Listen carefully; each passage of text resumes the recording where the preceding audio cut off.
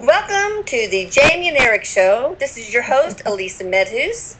We have here Jamie from withloveandlight.com, and we have Erik from his place in heaven. How are you, Jamie? How are you, Erik? Hi, Lisa. I'm doing fine. Erik is doing very well. All right, we are going to ask some very interesting questions of you, Erik. Are you ready to rock and roll? He said, yes, he is. This is about we humans, or us humans.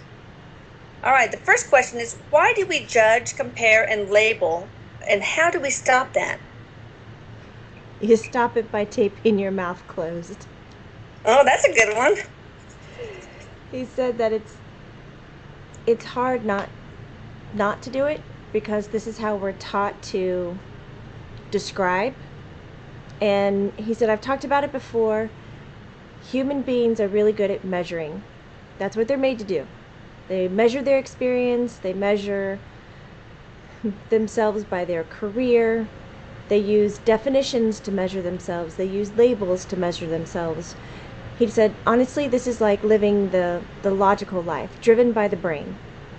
He said, if we just took the key out of the brain, we plugged it back into our heart, and we became emotional beings, we wouldn't need all this measurement shit because what we would be using is our intuitiveness. If you would lead your life by intuition, by heartfelt, gut felt, body felt, however felt, however felt up you want to be. Sorry. No, no.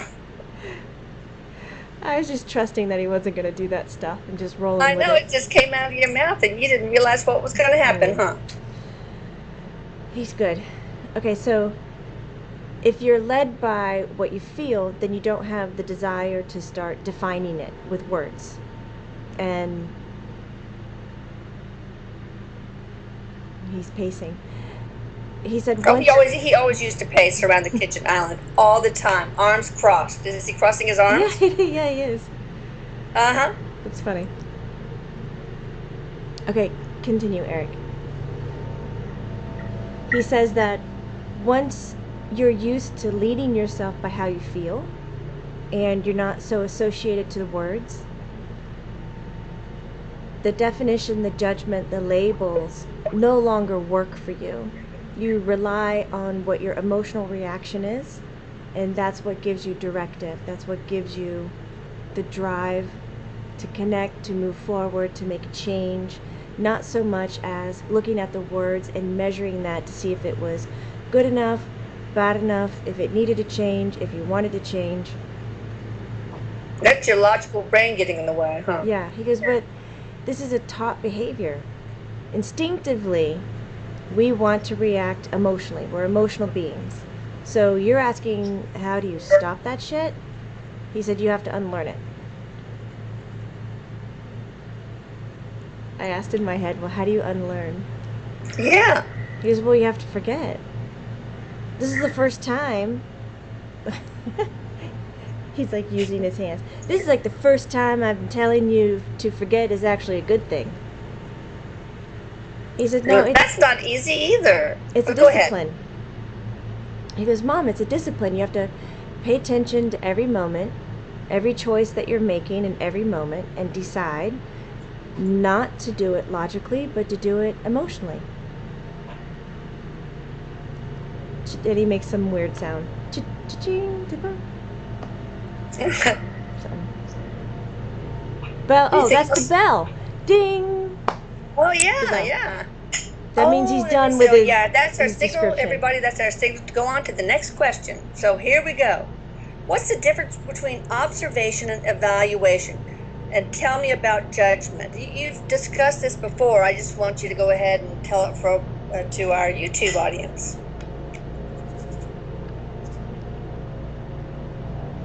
We have the lawn service outside. It's about to get really loud. Oh, it's okay. Should we This is pause? life. This is really. You might hear my dog barking eventually. So Oh. Okay, so observation and evaluation. Because no matter how you want to talk about that, both of them are participating.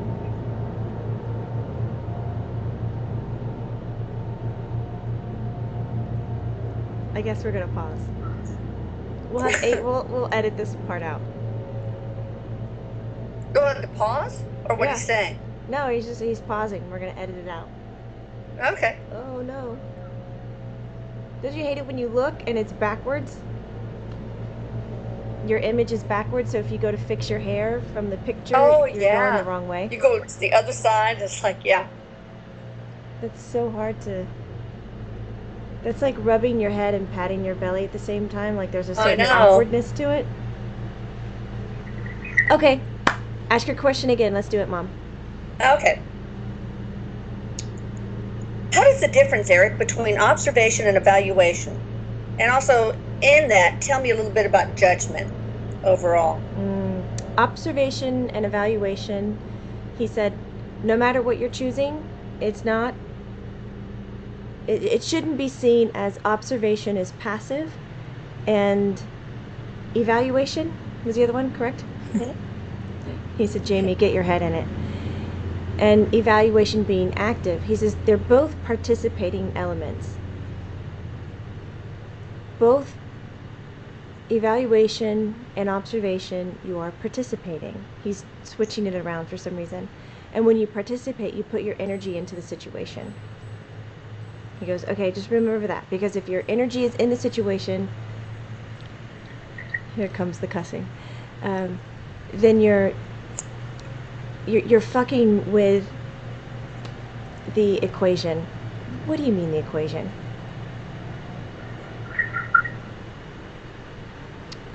Great picture in my head, but that's not going to help people who are listening. Describe it. Okay? When you participate in any situation, you change the outcome. You create a different element of the equation.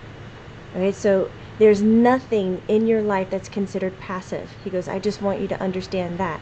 If you're choosing to step back and observe, your observation is inserting an energetic quality into the circumstance, and it's going to change what that outcome would be of that circumstance because you're observing and you're interacting that way. He says, I just want to throw that out there. It's almost like a chemical equation. Yes. He goes, yes, yeah. Walking around. So the evaluation part, he says, that's more of a heady, logical interaction of something. He's like we're doing pro and con. You're evaluating your decision to see if it's the best decision that you can make. He goes, that's great. You can sit down and pro and con all you want. Positive, negative, right, wrong, black, white. Makes no fucking sense when it comes down to the core of your decision, because what your actual truth is to your physical, emotional, spiritual, and mental body is going to be the emotional reaction. And he's got his hand up on his chest. It's the emotional reaction. You got to know how you feel. So you can pro and con and evaluate all you want, but your final decision should be based on what's going to allow you to feel your best. What's going to allow you to feel joy, happiness, love, because this is the purpose of living.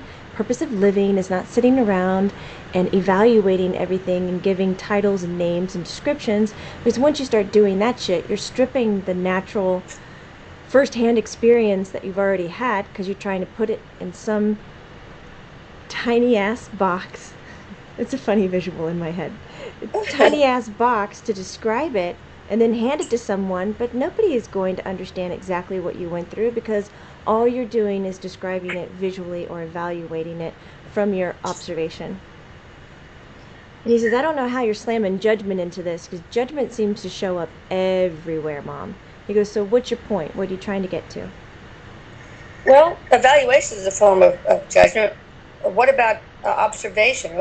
Is there any purpose, benefit to observation? And is that a form of judgment in a way too? I can't imagine it would be. No, observation is not a form of judgment. He goes, now, we're not discussing the inner thoughts that are going through your head, because that's a hell of a lot of judgment. Oh, yeah. Because we even do it to ourselves. Oh, goes, absolutely. Okay, but we observe ourselves. Yeah. But he said, when you're observing, you're still participating energetically, but you're He can't find the best word that he wants to use right now. Collecting information. Mm-hmm. He's gonna make me nauseous. I'm trying to tell him just sit down. Oh, he's making you dizzy, huh? Put him in his place there. Literally and figuratively. That would be funny. He said you can still learn and experience through observation. But he says, I don't want to just talk about observation because, Mom, there's so many times that people need to interact and not just observe. And he said, I wish there was a way where we can describe that inner reaction that you have that makes you want to stand up and do something. Because, he goes, let's talk about all the sweet things that you think about or you're attracted to doing but you don't follow through with. Like when you see someone who's having a hard time, you just wish you could go over and hug them. Or you hear of your friend going through a hard time and you just think about, God, wouldn't it be so neat if I could send him flowers? And you don't follow through with them because they're just these simple kind of emotions that are followed with a series of thoughts of, oh, this is the description of the action I should be doing. And he said, but you just don't because you get busy. He goes, I would love for people to tune in to that kind of observation of self and describing and knowing that they should follow the description that's coming, he goes, from their body, from their heart.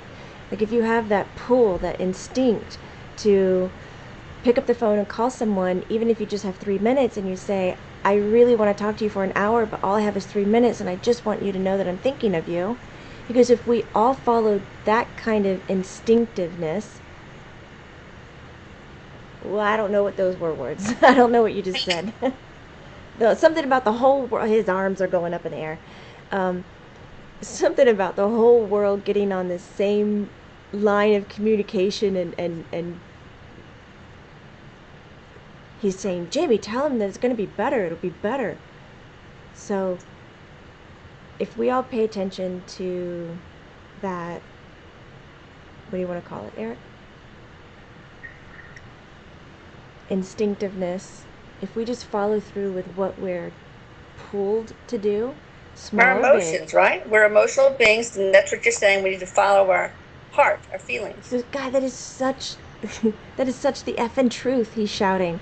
He goes, but Yeah. what is it that when we start talking about this, half the population rolls over and starts to laugh and thinks that this is such crazy caca? Crazy, I've never heard you say crazy caca. That's a new one. We'll pencil into our little list, our very long list. He goes, why is that? He goes, it makes me want to stop presenting it that way and making it sound more scientific, but really the point is, this is how you work best, and this is how you should be grooming or pushing or maintaining yourself to be on a daily basis. Because it just blows my mind that people will listen to this and just laugh, giggle. They think it's weak. Under his breath, he goes, babies. Anything else on that topic? No. Ding. All right, how can we learn to get over the past, our past? How can you learn to get over the past? He says, that's a good one. I try. He said, I think it would be easier if in our therapy, in our way that we decide how we're going to adjust or what kind of philosophy we're going to sign up for in healing, I think we should really look at it in understanding what is the past, what is time, what's our true reality. Because a lot of people, when they get in to the hurt and to the pain, it's a very narrow hole, and they can't see far from the darkness, and it makes them feel entrapped and small and that there are no options. All that's just an illusion. He throws his arms up. Hell, this whole life is just an illusion. But what I'm saying is, if you're conscious saying, I need to get over the past, which you're going to immediately define, right? These fucked up human English words that we do, that the past is behind us and we can no longer touch it and it's totally gone and all we have is the now, which The now is the truth. But we think that the future is coming, which actually the future has already happened, so... Oh, yeah, let's not talk like that. That's confusing. He just looked at me and pointed at me. He goes, point in case. He goes, people need to learn that if there's a past... I'm glad I could help out. If there's a past, that you actually have access to it again. And this is not through hoax. This is not through, just past life regression and hypnosis. That is a very conscious way to kind of tap back in to what you consider your past. But time is all happening right now. You're living it all the time.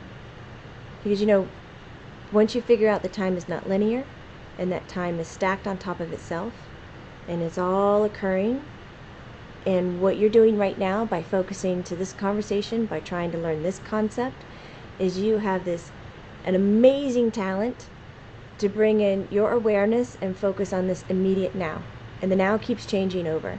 But it doesn't mean that the past is completely away from you, and it doesn't mean that the future is completely away from you. So once you understand this kind of concept, all of a sudden your grief and your sadness, or whatever you're trying to get over from, doesn't sound that... The what? Big. He used some other word. I didn't know it. Big. It doesn't sound that dampening, that you can never... There's these voices. You can never get out of it. Okay, but he says he doesn't make that face that I make to make the voice, but whatever. Okay. Once you understand that, then how do you learn to get over the past? First, learn time. Second, look at what the lessons were. Look at what you're gaining from these experiences. No matter what you're going through, whether you want to define it as excellent or you want to define it as totally sucky, you are gaining something from this experience. Whether you think you're the hero or the victim, I don't care how you want to define yourself. Call me brash, call me a dick, call me whatever you want to. But whatever you're signing up for, whatever you're participating in your life, it's for an experience. So look at what you're gaining from it, right? The perspective in your head, this is the dial on the radio that tunes in the fucking music or tunes it out. So you just have to sharpen that skill of sliding your perspective or sliding the dial on the radio to tune in to this life experience that you want to have. If you want to have a shitty one, then just listen to static the whole time. If you want to have one that's really going to serve you and help you discover what you came in for, your contracts, your destiny, all these other words that people talk about, then tune in your perspective to hear the music clearly. In other words, to tune in to what the lesson is. Yes. Or what if you had a horrible childhood full of abuse of any form? Let's use that as an example. How do you get over that? What lesson could there be there? He's back to pacing. He's like, you seriously want to break all this down? Because, listen, no amount of abuse is going to be worse or better than the next amount of abuse that a person feels. It is an individual contract for each person. A punch in the face for one guy might be nothing, but a punch in the face to another guy might shatter his entire world. He says we can't look at types of abuse and kind of say, this is what you're learning from it and this is what you're not learning from it, because you have to look at every single fucking contract. The fine print is different every single time. Well, give me an example. In the case of child abuse, give me an example of what the lesson would be there. Yeah, not general talk. She just wants an example.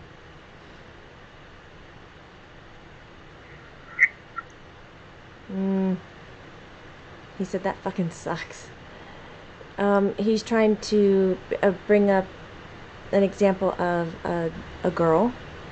So that would be a daughter abused by the father physical abuse, not sexual abuse. We're looking at physical abuse, so hitting, really heavy abusive punishments. Mm-hmm. And he said first we have to look at the awareness of the human being. And when you're young, and he said upwards to 6, 7, 8, this is still considered young, where you're attached more to the heavenly world rather than the earth world. He said deaths up to age 6, 7, 8, he said they're extremely different than deaths from like 9, 10, 11 and up until you're, I don't know, old as you want to get. And he said this is because, we've talked about this before, children are more attached to spirit, afterlife. Oh, Erik, you can go down so many holes, it just drives me crazy. Blah, blah, blah, blah, blah. All these side notes that I try to kind of weed it out so we can stay on topic, but sometimes it's just... Stay on course. Stay on course. Focus, focus. Focus.